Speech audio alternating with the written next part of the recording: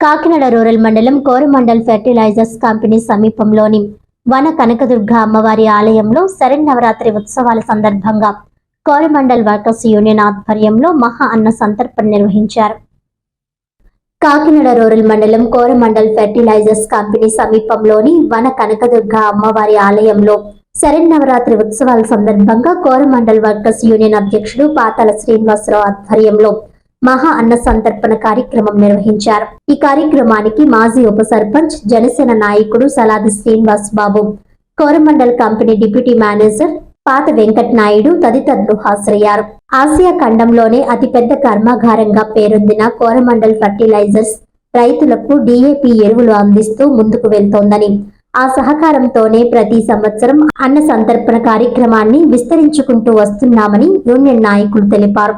ఈ కార్యక్రమంలో యూనియన్ ఉపాధ్యక్షుడు సిహెచ్ రాజు, ట్రెజరర్ కె లక్ష్మణ్, కార్మిక నాయకుడు మాదారపు వీరభద్రరావు, యూనియన్ సభ్యులు, కోరమండల్ సిబ్బంది, గ్రామస్తులు, భక్తులు పెద్ద సంఖ్యలో పాల్గొన్నారు.